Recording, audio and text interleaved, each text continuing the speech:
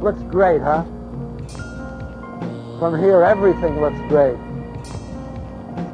But things aren't always what they seem. I was escaping from shit, like, you know, shit was going crazy on the block, shit was going crazy in the crib. I would go within myself and I would write, you know what I'm saying? So it came from a place of escaping pain. And with that, you know, a lot of the bars I was talking about what was going on, or, you know, going on around me. So it ended up just being mostly just real somber themes and you know, sorrowful shit. Sutter and Stone, Rockaway and Dumont, the gritty arteries of Brownsville. In a lot of ways, Ka's a one-man army. He has a militant mind with a lone wolf mentality. His music is rooted deep in pain and the misery of the streets of which he came. He paints pictures with words that are much like his music videos, which depict the grim realities of growing up in Ocean Hill, Brownsville. His pen is an instrument of therapy, each line carefully woven together to conceptualize his pain. But before Ka would give the world 6 masterpieces, he went through hell and back, facing self-doubt, the death of close friends, and close calls of his own. Kasim Ryan, known to most simply as Ka, was born on August 11, 1972 and grew up in the projects of Brownsville, New York. The MC remembers as far back as 8 years old being the first time he rapped, and he did so to escape the repercussions of the Reagan era, or what some would call Reaganomics. In an interview with Red Bull, Ka explains how it all started. Let's roll the clip. You said it was an escape. You know, how did that sort of gradually become more important to you? One of my cousins who was getting money, he saw that, you know, I'm in my book. Like, yo, what you writing? What you writing all the time? Like, you know, his older cousin, man, my cousin Dion, man. He was like, what you writing, man? I'm like, yeah, I'm just writing my little raps. You know, let me hear something. And I wasn't good, but my family, he loved me, so he was just like, you know, as you tell a little shorty to encourage him, yo, that's good. You know what I'm saying? Just keep getting better. So again, like I said, he was doing his thing. He was getting money. He gave me $1,000 in like 89, 90 or something like that. And he gave me $1 million. You know what I'm saying? It was like, yo, go to the studio, go do some music. And so that was like my entree into it. But years later, going into his teens, rapping wouldn't be enough for Ka to avoid the misfortunes of the projects. As Ka put it in one interview, from my teens to my early 20s, I was a different person. I was uncivilized, a savage, now that I think about it. Ka would get his first break in rap as part of Natural Elements, a group formed in the early 90s consisting of members Mr. Voodoo, L. Swift, Howie Smalls, and G-Blast. Soon after completing their first project together, the EP in 1994, Ka would leave the group as he felt he was underskilled compared to his counterparts. Ka was keeping it a buck, although in doing my research on Ka, you get the sense that he's his own biggest critic. Ka would briefly form the group Nightbreed in 1995 with his childhood friend Kev, but other than that, Ka would go completely dormant from music publicly from that point on. Look, Ka was competing at a time most people consider the golden age of hip-hop, and Ka felt like he was just becoming another failed rapper trying to make it.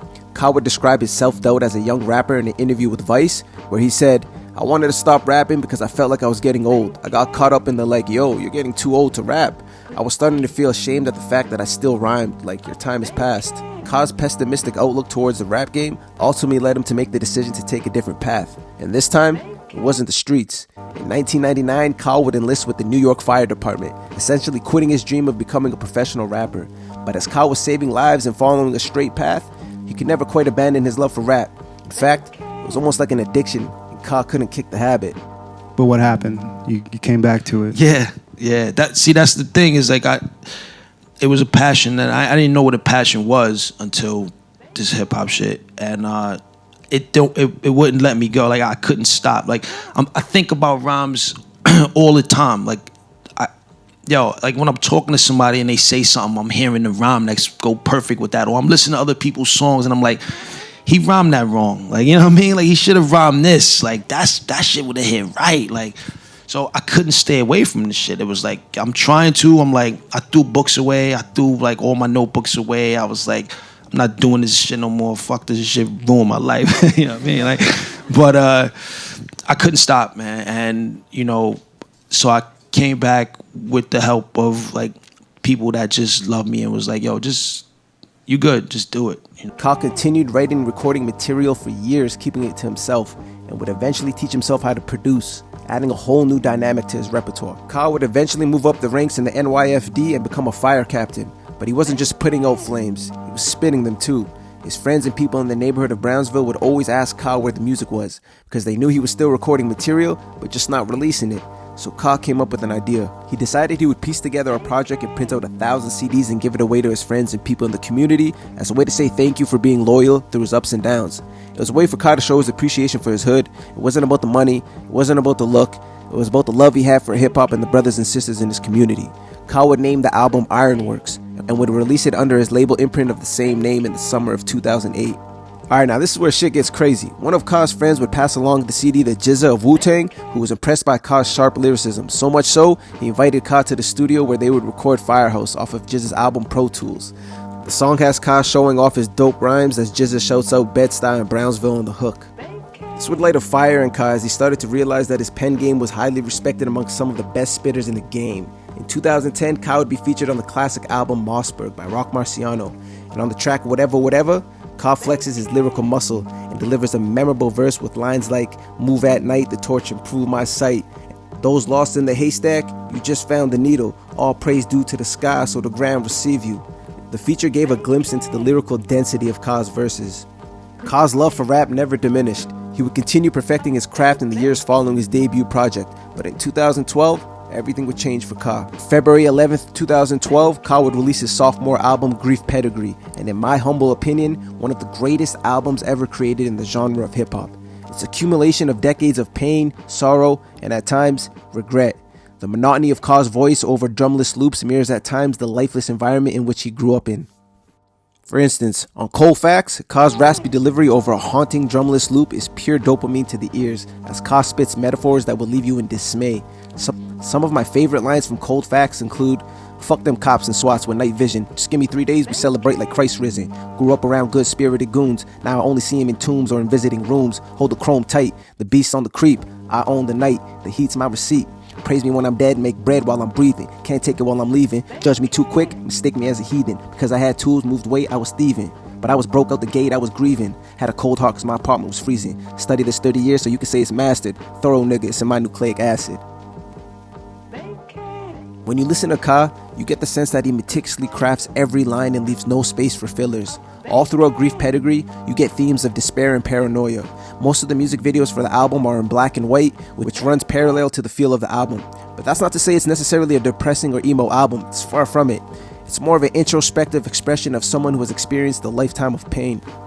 Ka would shoot some of his music videos by himself, literally pressing record, then standing in front of the camera. It's raw as fuck and matches the ambiance of the album. In many ways, Ka is similar to the late great DMX. Not sonically, but rather in the emotions that they provoke. Like DMX, Ka has the natural ability to provoke strong emotions with his raps. Where DMX took more of an animated approach, Ka's hushed tone goes against the braggadocious aura of most MCs. Two different ends of the spectrum that provoke the same feelings. Grief Pedigree is cynical as it is hopeful. Songs like Summer have a panicky and anxious Ka detailing how his enemies in law enforcement are closing in on him. The way Ka is able to vividly depict the misfortunes of the streets is absolutely bananas. For instance, when Ka raps about a young friend being killed, he leaves you no choice but to visualize what he's rapping. They blasting goons late afternoon for a roadblock. Started clapping, my little man was unwrapping his blow pop. Shot in the face, never got to taste the sour apple. Strays from the trays, put him down like a power tackle. Mom's unaware, son is aired in front of stairs. Niggas walked in and seen me, now they running scared. One of the illest things about Ka is how he layers his vocals in different tones. His voice almost sounds shell-shocked, like he's seen so much despair there's little room for animation, and it works like magic, like on songs Collage, where Ka puts his militant mind state on Front Street as he maneuvers through a city of treacherous enemies. On the song Decisions, which is one of the only music videos that isn't in black and white for the album, has Ka given wise words as he raps, "A simple right or left can mean life or death." And on Downtime, Ka raps over a soulful, drumless backdrop and showcases his lyrical wit with lines like, "My first vitamin was iron," and "Pops used to run the land, was 100 man, showed me a 4-4 for the son of Sam." Other standout tracks include Iron Age featuring Rock Marciano and Chamber, but there are really no fillers on this concise masterpiece. Grief Pedigree is an album that you must be engaged in. Many times I was forced to play back a track to fully grasp its intention. Ka's complex writing structure plays in contrast to the minimalistic style and production, leaving you with a classic. Ka would continue applying pressure a year later with the album The Night's Gambit. The album opens up with a sinister thumping bass on You Know It's About, where Ka lets listeners know they are about to be introduced to that pain and gutter. Thematically, the album uses biblical references from various religions, such as Christianity, Islam, and 5%er teachings on songs like Our Father, Peace Aki, and Knighthood. It's therapeutic in a way when you listen to the Knight's Gambit. For instance, my favorite song on the album is Knighthood. Ka samples Buddy Miles' 1970s song That's the Way of Life, and Ka details the evil that lies in the underworld as he tries to avoid the traps of the ghetto. 30 Pieces of Silver is, in my opinion, the magnum opus of Ka's artistry, both production-wise and lyrically. Ka details the treachery that comes with betrayal from the ones that you trust. The Knight's Gambit was arguably the best album of 2013. It's filled with food for thought, captivating rhyme schemes, and quotables that are like scriptures. By 2014, Ka had essentially amassed a cult-like following. From Brownsville to Europe, Ka was finally reaping the benefits of over 2 decades of sharpening his sword. Still, Ka remained humble and would continue his career as a fire captain. And the funny thing is, a couple of his co-workers would find out about his secret life as a dope-ass rapper. By day, Ka was saving people from burning buildings, but by night, Ka was in the dungeon blazing tracks. Ka is meticulous with each project, stating that some verses take months to complete. Everything Ka does is intentional, it's thematic and concise. Ka doesn't just rhyme words because they rhyme. And this is quite apparent on his next album release, 2015's Days with Dr. Yen Lo, a collaboration project with producer DJ Preservation. The album follows the abstract production style of Ka with little percussion. It's not my favorite Ka project, but Day 0, Day 811, and Day 912 are beautiful compositions and standout tracks in my opinion. In August 2016, Ka would drop Honor Killed the Samurai, and at this point, Ka effortlessly masters the minimalism of his production style and the complexity of his wordplay. What you're left with is food for thought. The intro track, Conflicted, is dark and dreadful as Ka professes on the hook. Mama told me be a good boy, need you alive, please survive, you my hood joy. Pops told me stay strapped son, you need the shotty, be a body or catch one. It's reminiscent of early Wu-Tang and RZA with influences from Japanese films sprinkled throughout. On the song Just, you get the sense that his bars are like therapy for him as he raps. Trying to find a reason, I'm still alive breathing. I want to heal my inner child, but it's been a while grieving. Once dropped from the cock semis and clap with the fours. Can't remember none of my members gone from natural cause. Throughout the album, Ka writes the parallels between an ancient samurai warrior and a gangster from Brownsville. The empty percussion on much of the album runs parallel to the desolate streets which Ka is from. At this point, Ka had developed a loyal cult-like following, accumulation of 2 decades of blood, sweat, and tears that resulted in some of the greatest pieces of art we've seen in hip-hop history. But with success, you always find hate. Just a week after the release of Honor Killed the Samurai, the New York Post made a disparaging article on the rapper about leading a secret double life as a cop-hating rapper. The article starts off by saying his songs are peppered with N-word, drugs, and violence, and anti-cop lyrics. The writer, who's a dweeb and I'm not even going to name, picked and chose lyrics from Ka's songs to make him look like a no-good thug. Ka's fans would rally together to bash the article along with rapper LP, and in my opinion, the article almost has a racist tone to it. Ka, being the smart dude that he is, really paid it no mind and would always just shun the topic whenever it was brought up in interviews. Nonetheless, people saw the article for what it was, a dude who knows absolutely nothing about fucking hip-hop. Ka would keep it pushing and release a collaboration project with LA producer Animos in 2018 titled Orpheus vs. Sirens, an album sprinkled with Greek mythology and street tales. It's one of Ka's more abstract projects, and the intro Sirens is a beautiful composition that sounds like it was made by an orchestra in heaven, as Ka's hushed delivery skates over the violins. The album has Ka facing personal and spiritual battles, and the production almost sounds as if it was made in ancient Greek times, as Ka spells out his pain courtesy of the streets of Brownsville. Man, what's dope about Ka is all his projects are conceptualized with various themes. 2020's Descendant of Cain sees Ka modernize the biblical story of Cain and the parallels it has with the cursed generations of American ghettos. Descendants of Cain is a reflection of America, black brothers killing black brothers and its repeated cycle. 2021's A Martyr's Reward strays away from a historical context and instead has Ka getting introspective on specific aspects of his own life growing up in Brownsville. Ka is a master of wordplay. His cryptic lace bars over atmospheric production leaves you so immersed in his world, you leave with a new perspective on life.